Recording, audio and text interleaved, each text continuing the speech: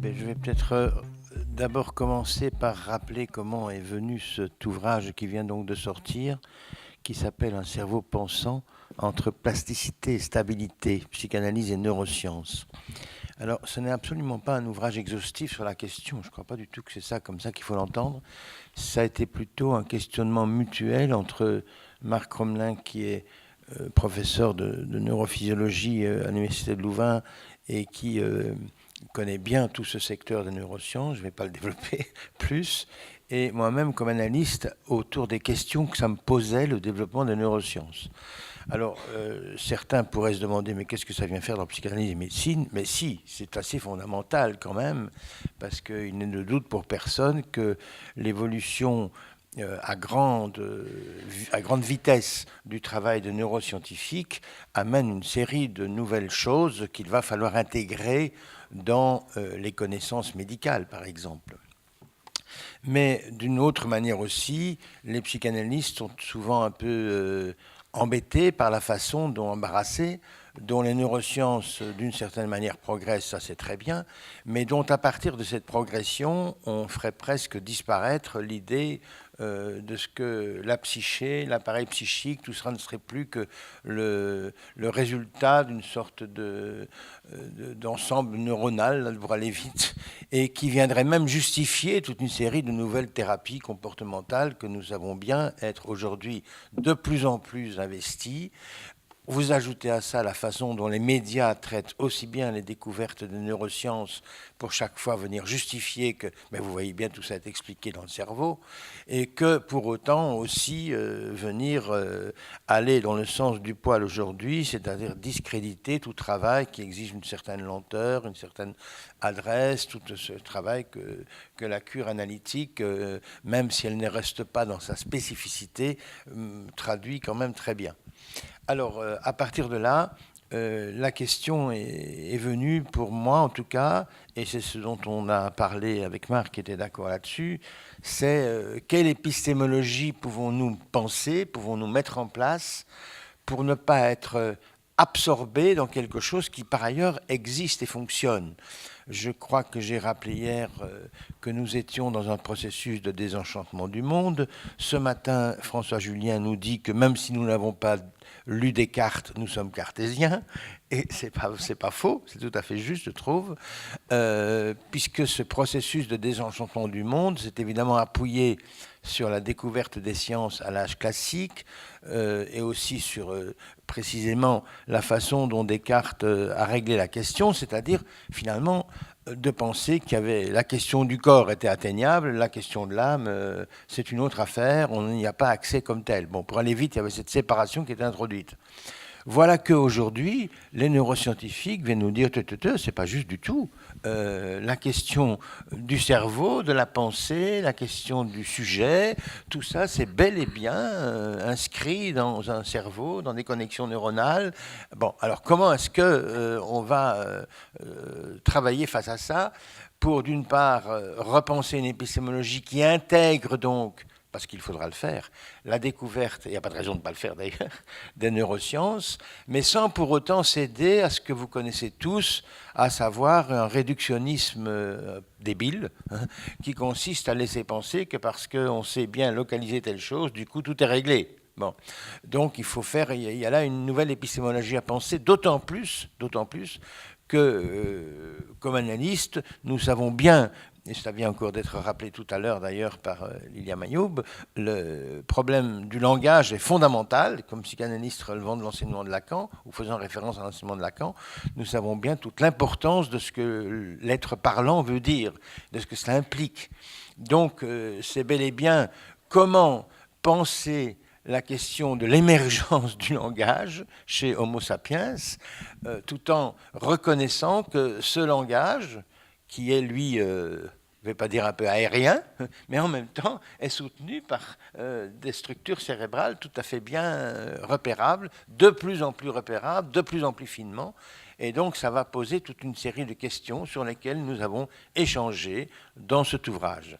Je vais alors te passer la parole, comme ça on va peut-être reprendre un peu de discussion, ou bien alors on va voir comment on va faire. Bon. Bien, merci Jean-Pierre. Donc, fin d'une matinée extraordinairement dense et riche, et je suis très admiratif de vous voir encore si nombreux, et j'espère que vous aurez encore un tout petit peu d'attention qui pourra être mobilisée autour de cette présentation peut-être un peu particulière, cette fin de congrès autour de ce dialogue entre science et sciences cognitives, comme disait François Julien, et psychanalyse. Alors, en ce qui me concerne, j'ai eu la très très grande chance de pouvoir, avant d'entrer dans le département de physiologie de la faculté de médecine où j'ai préparé alors une thèse en neurosciences, j'ai eu la grande chance d'avoir une formation en philosophie à Louvain, où nous avions des professeurs qui m'ont marqué d'une manière définitive, de manière très classique, parce que la philosophie à Louvain, c'était aussi toute la grande tradition de la métaphysique, mais aussi alors la phénoménologie avec De Wallens et Tamigno, et puis la grande chance que j'ai eue de pouvoir travailler avec Jean Ladrière, grand philosophe des sciences. Et donc si mon parcours alors scientifique a été la suite au fond de ma formation, j'ai toujours gardé, et peut-être qu'en vieillissant maintenant de plus en plus j'y reviens, cette préoccupation et cette interrogation philosophique au fond. Alors je vous disais, j'étais rentré dans un département de physiologie où il y avait bien sûr une unité, un laboratoire de neurophysiologie.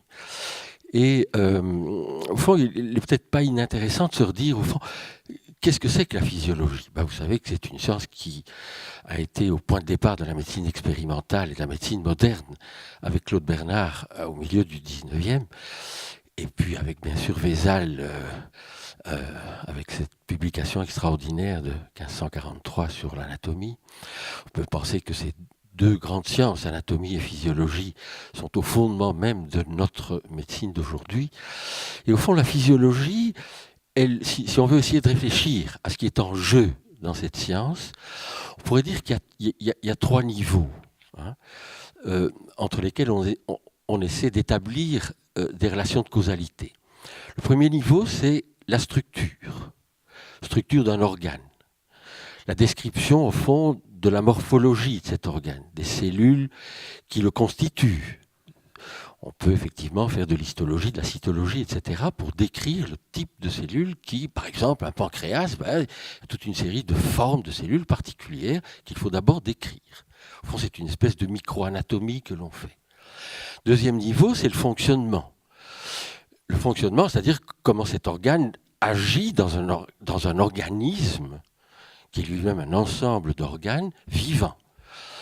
Ces organes fonctionnent, au fond, grâce à quoi ? Grâce à des lois qui ont été mises en évidence dès le milieu du 19e, qui sont encore toujours en tentative d'élaboration. Mais pour faire très vite, on peut dire que ce sont des lois de la biophysique et de la biochimie qui décrivent le mieux ou qui expliquent le mieux, qui sont l'horizon théorique le plus adéquat pour rendre compte du fonctionnement de n'importe quel organe. Et puis le troisième concept, si vous voulez, c'est la fonction. Fonction qu'il faudrait réfléchir beaucoup plus longuement que je ne peux le faire ici maintenant. C'est quoi ce terme ? La fonction mathématique, il y a une polysémie, une grande richesse évidemment sur ce terme de fonction. Mais on pourrait dire la fonction, c'est la finalité. À quoi ça sert l'organe, par exemple, l'organe du pancréas, dans les fonctions endocrines du système vivant. Je vous disais des relations de causalité. Le fonctionnement est bien sûr contraint par la structure, et la fonction est elle-même contrainte par la structure en fonctionnement. D'accord. Lorsque ces trois niveaux sont dans une même intelligibilité, je vais essayer de vous dire tout de suite de quoi je veux parler, il n'y a pas trop de problèmes. Le physiologiste qui s'occupe du pancréas, il peut décrire les cellules pancréatiques, il peut en étudier les modes de fonctionnement et il peut en dire la fonction. La fonction, vous savez, c'est réguler la glycémie par la production d'insuline. La fonction est donc bien dans le même cadre de l'intelligibilité de la biochimie. l'organe produit une hormone et régule une fonction extrêmement importante qui est l'apport de glucose à l'ensemble de l'organisme. Ok. Est-ce que les neurosciences ne sont-elles pas en position d'exception? Oui, immédiatement, dans un département de physiologie, le groupe des neuroscientifiques, c'est un espèce de village gaulois auquel le reste des physiologistes ne comprend plus tout à fait bien comment ça fonctionne. Pourquoi? Parce que on peut bien sûr, en tant que neurophysiologiste, décrire aussi la structure de l'organe cerveau, de l'encéphale, avec les dizaines de types morphologiques différents, les cellules en étoile, les cellules de Golgi, etc., les cellules pyramidales, il y en a des dizaines dans les différentes structures cérébrales, d'une part, avec leur organisation, leurs architectures, en couches, en cartes, en colonnes. Bon, tout ça, c'est de l'anatomie, si vous voulez, je disais la microanatomie. Et puis, on peut bien sûr, on est obligé de faire, quand on fait de la neurophysiologie, de la biophysique et de la biochimie, parce que la cellule nerveuse, elle fonctionne par des flux d'ions, des petits courants électriques qui traversent les membranes semi-perméables de ces cellules nerveuses, etc., par de la biochimie, puisqu'il y a des neurotransmetteurs qui mobilisent des molécules, bon, voilà. Et puis il y a les fonctions. À quoi ça sert ce cerveau? Et là, on est dans un écart. Et bien sûr, j'ai toujours dit, nous les neurophysiologistes, on est assis entre deux chaises. Tant qu'on est assis sur la chaise du micro-niveau, on est dans un cadre d'intelligibilité qui est vraiment de la physiologie. Et on est obligé de parler en termes de biophysique, de biochimie, d'anatomie, de structure, etc. Lorsque l'on veut parler de la fonction, tout à coup on entre dans un autre univers. Puisque je dois quitter le plan de la physique et de la chimie pour m'adresser aux concepts, aux théories, aux méthodes de la psychologie, de l'ensemble des sciences humaines, de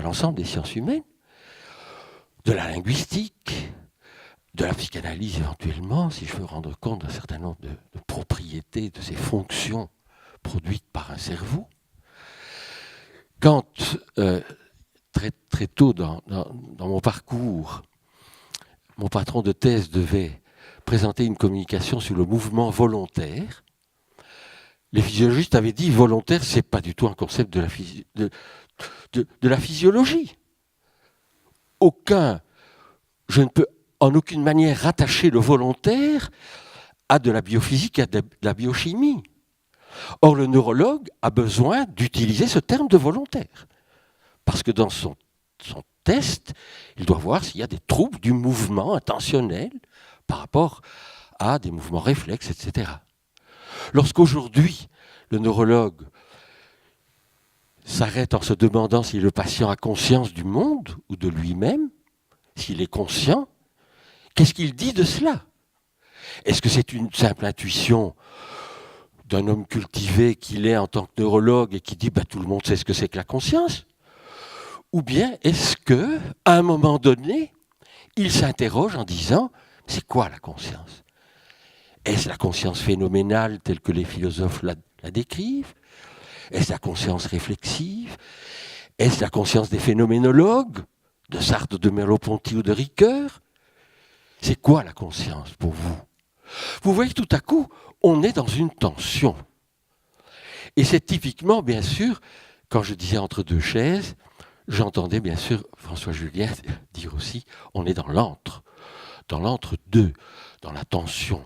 Une tension extraordinairement créative, mais extraordinairement douloureuse. Parce qu'elle nous oblige de sortir toujours dans une certaine forme de créativité, de dire on doit produire quelque chose de nouveau là, par rapport à ça. Alors, si on reste sur la chaise du physiologiste cellulaire et moléculaire, on est confortable. On peut faire de la génétique moléculaire en neurosciences. Et c'est fascinant, en neuroembryologie. C'est réellement fascinant. Si on veut faire simplement de la psychologie cognitive et étudier la mémoire et les structures des fonctions mnésiques, on est sur la chaise des psychologues. C'est confortable. Si on veut essayer de relier les deux dans le dépassement d'un dualisme classique, tel qu'il a été pensé depuis le début de la philosophie grecque, de manière tellement magistrale, par Platon, par Socrate, Platon. Hein.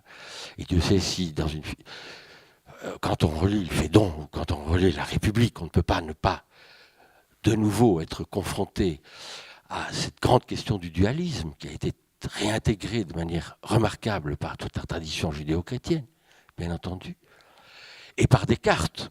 Il faut relire ces deux textes, même si on est cartésien sans avoir lu Descartes. Il faut relire parce qu'ils sont magnifiques, ces textes.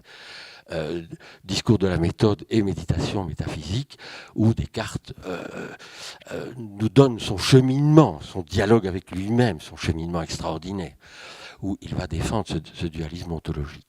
Et tout à coup, quand on est dans l'entre-deux, on doit abandonner ce dualisme. Pour nous, il n'est plus possible de faire des neurosciences en disant il y a là une res cogitans qui serait d'un ordre ontologique radicalement différent de la res extensa, qui est la matérialité du corps divisible, etc., avec les propriétés que Descartes le donnait.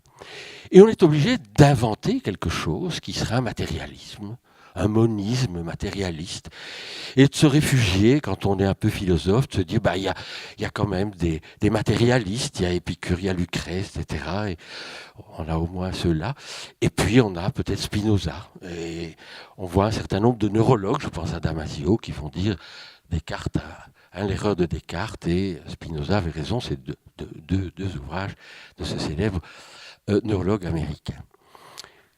Comment tenir un matérialisme aujourd'hui qui ne serait pas, comme le dit Jean-Pierre dans la petite introduction, un matérialisme réductionniste, éliminativiste, puisque c'est une théorie aujourd'hui en philosophie américaine essentiellement tenue par deux philosophes bien connus, Patricia et Paul Churchland, qui défendent l'idée que quand les neurosciences auront un peu plus de maturité, ils seront plus loin dans leurs approches empiriques et théoriques, eh bien, on pourra éliminer du champ de la connaissance, au fond, les concepts de la psychologie populaire, de la psychologie vulgaire.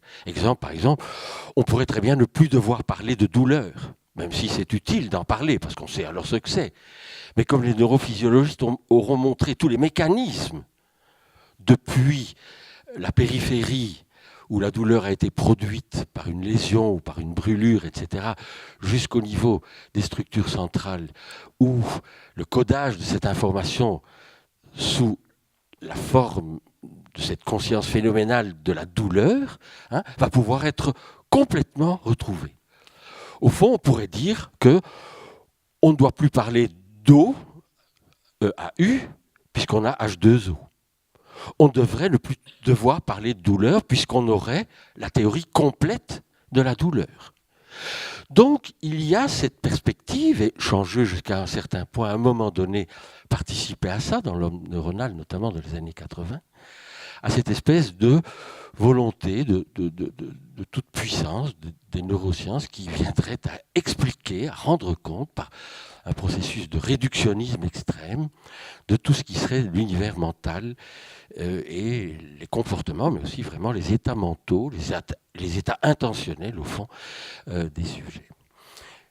Donc toute la perspective que j'ai, moi, essayé de développer dans une épistémologie des neurosciences, et que je développe dans un dialogue avec Jean-Pierre, est celle-là de tenir un monisme matérialiste, de ne pas retomber dans un dualisme, en tout cas pas des substances, tout en défendant une position non réductionniste, c'est-à-dire un pluralisme dans les schèmes d'explication, et non pas un monisme explicatif comme ce que voudrait le faire, au fond, jusqu'à un certain physicalisme. Parce que c'est un peu ça le problème, philosophiquement parlant. C'est un problème difficile. Si nous ne sommes que matière, si vous défendez une perspective matérialiste, ontologiquement parlant, comment pouvez-vous refuser la clôture physicaliste? Et c'est une vraie question difficile. Alors, comment arriver à construire quelque chose dans cette tension, de cet écart, si vous voulez, entre le micro-niveau et le macro-niveau. Macro-niveau, celui des fonctions, le micro-niveau, celui des structures et de leur mode de fonctionnement. Eh bien, c'est quelque chose que, avec d'autres, j'ai eu la chance, bien sûr, c'est pas du tout un travail que j'ai fait seul, un travail que j'ai fait dans l'unité de logique et de philosophie des sciences dans notre université, avec plusieurs collègues, et c'est de longues années de discussions, d'écrits, d'échanges, de transmission, d'enseignement, au fond. Nous avons essayé de construire un peu une épistémologie au travers de ça.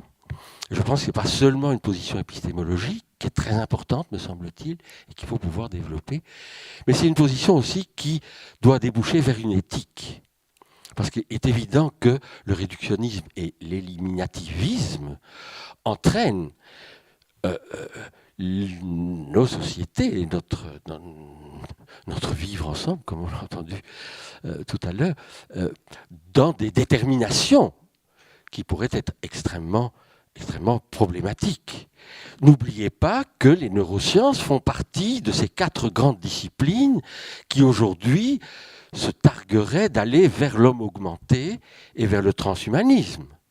Lisez le bouquin de Ferry, lisez le bouquin de Laurent, lisez quelques ouvrages qui sortent maintenant sur toutes ces choses qui paraissent absolument effrayantes et aberrantes, mais où on convoque les neurosciences en disant, à côté de la génétique et à côté de l'informatique et des nanotechnologies, c'est les 4, ou les nanosciences, on pourrait aller vers l'homme augmenté. L'homme augmenté dans la cognition pourrait être augmenté par la connaissance que l'on aurait à la fois de la génétique, des neurosciences et des neurosciences cognitives, et bien sûr de l'informatique, de l'intelligence artificielle, de l'implémentation, au fond, de ce que le neurophysiologiste trouverait.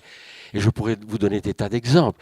Je pense que Jean-Pierre voudrait intervenir, mais j'ai beaucoup travaillé ces 15 dernières années quand au laboratoire, nous avions la possibilité d'utiliser les grandes techniques maintenant d'imagerie cérébrale fonctionnelle.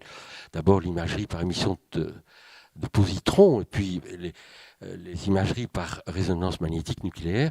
On a beaucoup travaillé avec des doctorants sur la reconnaissance des visages, qui est un domaine absolument fascinant, au niveau de la physiologie nerveuse, mais aussi au niveau de la pathologie, parce que des lésions entraînent des troubles de cette reconnaissance des visages qu'on appelle la prosopagnosie.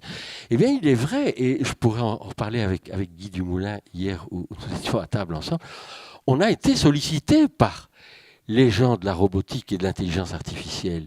Vous qui connaissez bien les structures qui sont sous-jacentes à nos capacités de reconnaître un visage, de mettre sur ce visage un nom, et c'est d'une complexité extraordinaire dans le système nerveux de pouvoir faire ça, de reconnaître un visage dans la mémoire des visages que nous avons, d'aller rechercher le nom, la bonne étiquette du nom par rapport au visage, d'aller rechercher les informations biographiques sur le visage, de décoder les informations émotionnelles, etc. Pour ceux qui ont fait un peu de philosophie, vous imaginez ce que Lévinas aurait dit devant un neurophysiologiste qui dit « Moi, je connais les structures qui sous-tendent la reconnaissance des visages. » Et lui qui aurait dit « Mais le visage, pour moi, c'est ma philosophie première, c'est le symbole de ma philosophie première. » Voilà, de mon éthique, au fond. Donc, vous voyez combien tout à coup, immédiatement, la technique est là pour dire « Implémentons tout ça sur des systèmes d'intelligence artificielle. » Relisez. Et je vais m'arrêter là, excusez-moi. Relisez ce texte qui a plus d'un demi-siècle, qui a été écrit par Jacques Ellul dans les années 50, 1954 très précisément, qui s'appelle « La technique, l'enjeu du siècle », 1954.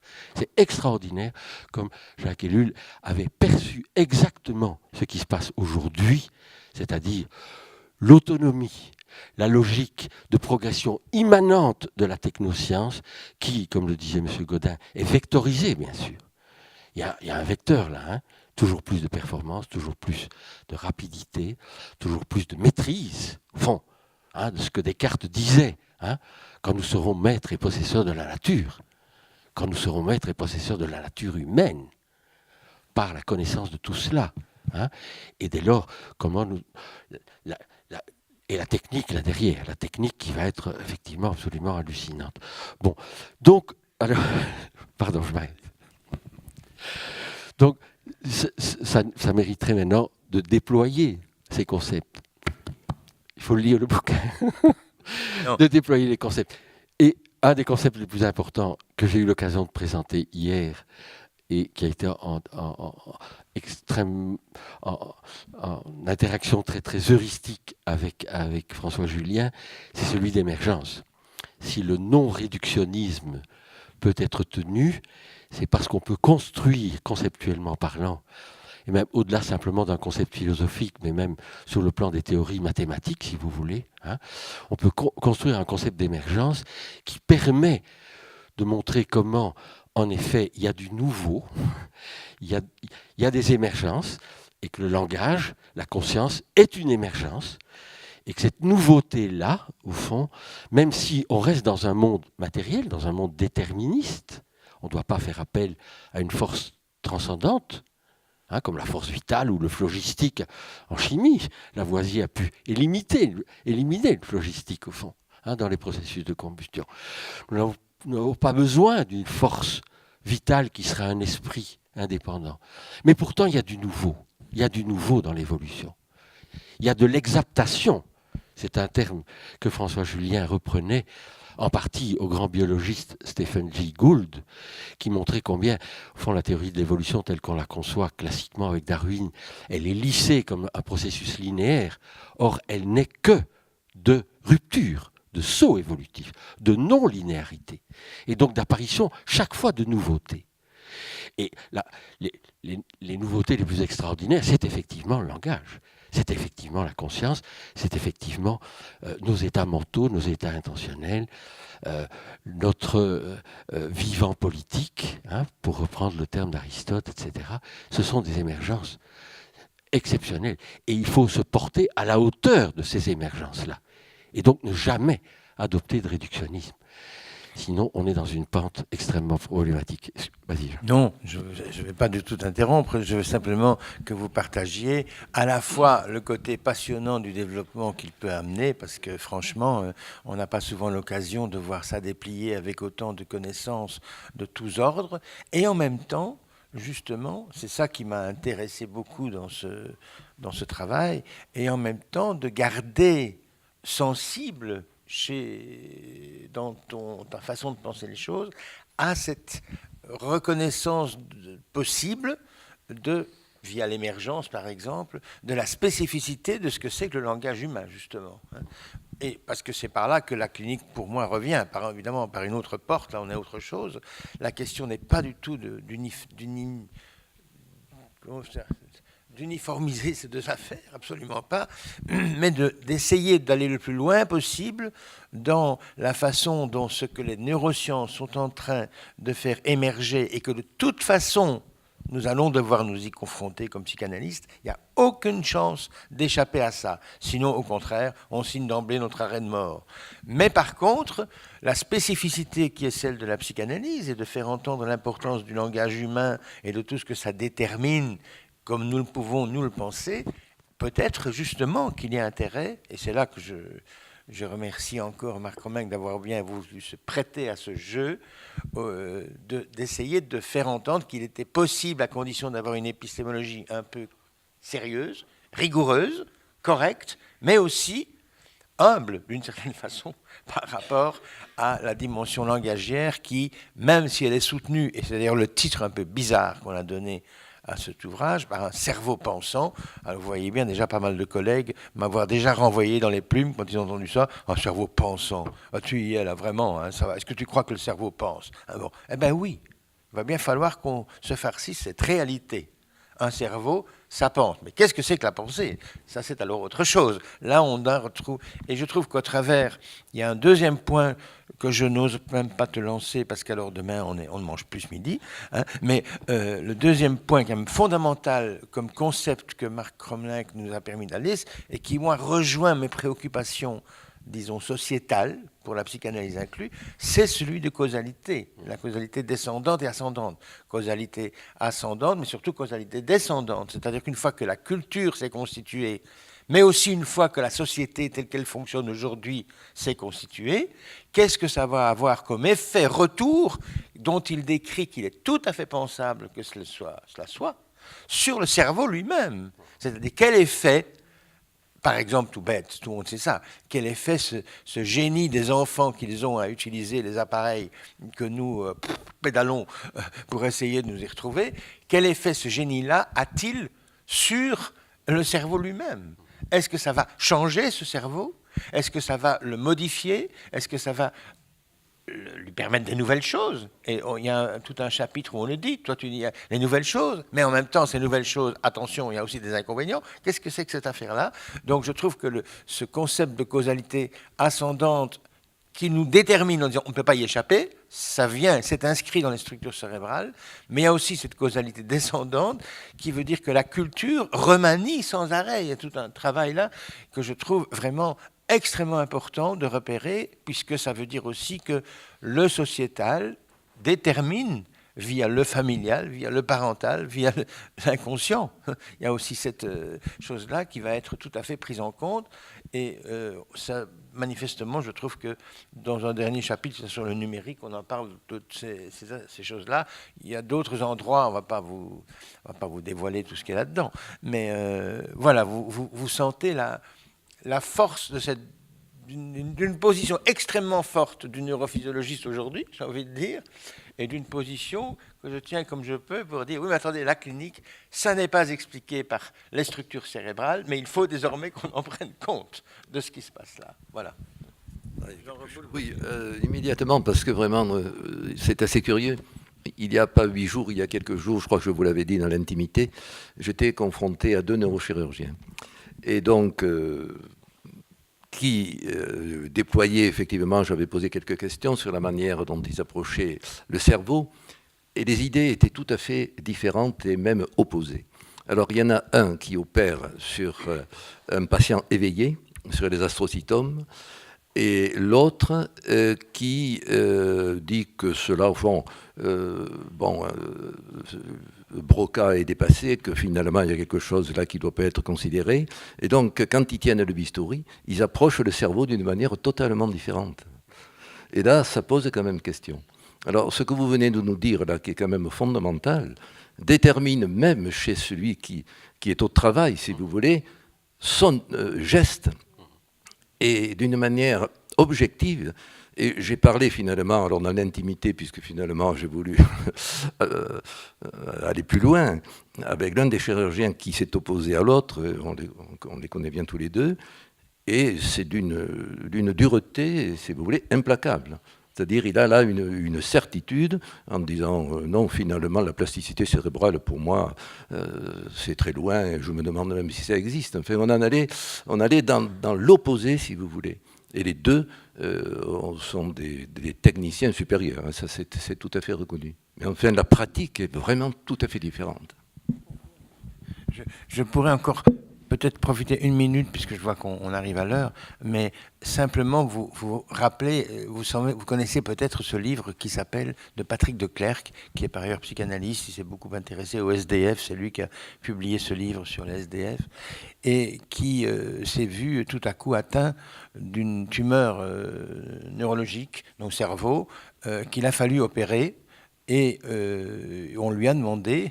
C'est assez fou, mais quand il raconte son histoire, il raconte ça dans un livre qui s'appelle Crâne, publié chez Gallimard, et le chirurgien, hautement qualifié, lui a demandé, vu le temps de l'opération, je ne vais pas avoir le temps de sauver toutes les langues que vous savez parler.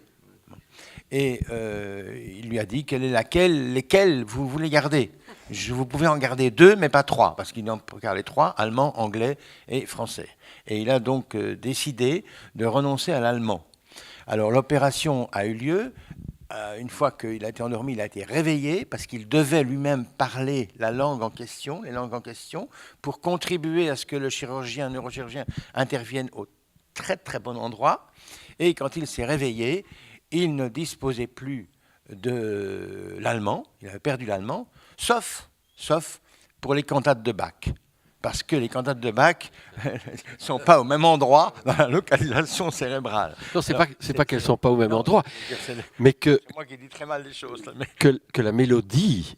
Hein, on sait que chez des patients aphasiques, quand ils se mettent à chanter, ils reproduisent des mots. Parce qu'il y a une sorte de potentialisation possible encore par la musique qui n'est éventuellement pas atteinte. Donc ça, c'est assez amusant comme observation. Mais alors, je vous lis simplement les quatre lignes par lesquelles il termine toute cette aventure, hein, qui nous concerne tous. Il dit « Qui donc, quoi donc est ce corps que je ne connais ni ne possède plus? Y a-t-il ou non quelqu'un à la maison? Je crains d'en douter plus que jamais. »